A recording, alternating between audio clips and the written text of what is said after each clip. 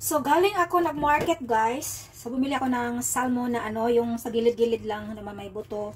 So, ito yung uulamin ko. Kukuluan ko lang, tapos lagyan ko ng gulay. So, ayan. So, hatiin ko tong ano. And then, ito. So, ganito ako bumili ng karne pala. Kasi pag isang pack lang yung bibilhin mo, tingnan mo naman yung price nito. Tingnan mo.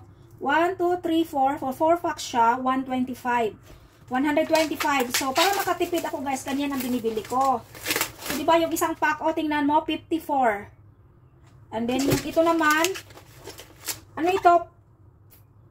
Pork collar meat. So, sa collar ito yun, guys. Fresh ito mga to, ha. And then, ito pork bone. Ewan ko, wala namang presyo, pero 50 something ito. Walang presyo ito kasi ano, yung bagong nagra-wrap. So, dahil apat naman yung kukunin ko, so, ito yung binigay sa akin. Hindi na nalagyan. Pero 50 something yan. And then ito naman, belly, pork belly naman siya ay 53 and 0.30. And yung ito naman ay 47.5. Ano naman ito? Pork belly spare ribs. Pero wala mang buto. Wala siyang buto na pork belly. Pork belly pala spare ribs. So yun nga, ito ulamin namin.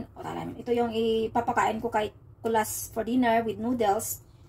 And then, so kung iisipin mo guys, 54, kung iisipin mo itong apat na packs na to ay 200 Hong Kong dollars. Pero dahil nga apat yung kinuha ko, nagmura siya, mura na siya, 125.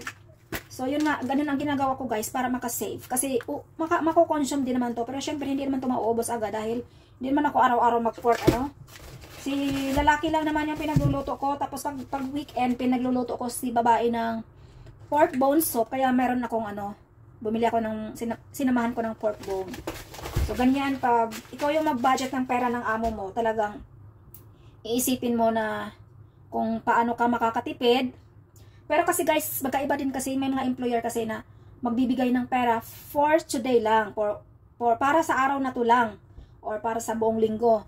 So, may mga employer na ganon. So, sa case ko naman ay magbibigay lang yan si babae ng pera. Halimbawa, katulad ngayon, naubusan na ng pera dyan sa cash box. So, ditong umaga, nagsabi ako, kailangan ko ng pera. Wala ng pera dyan. Kailangan ko labas ngayon. So, naglagay siya ng 2,000. So, yung 2,000 na yan, hindi yan naabutin ng 2 linggo.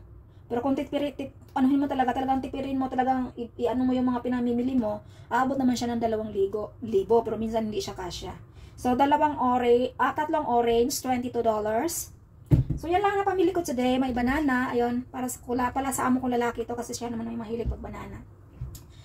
Ano yun nga pala guys, naka-free ako ng Ovaltine. Free ito. Doon sa pagbili ko ng Dove. So, hindi naman mahilig yung mga employer ko nito. So, ako na yung iinom nito. Ayan. So, ano siya? 3-in-1 nga lang. Parang 3-in-1 instant. Pero, okay na rin to kasi minsan-minsan. Hindi naman ako nagbibili ng mga ganito. Pero syempre, free na. So, inumin ko na yan, no? So, 10 cups, stir, and 10% less sugar. So, hindi talaga ito matamis. So, bubuksan ko, guys. So, ganito yung itsura niya sa shisha.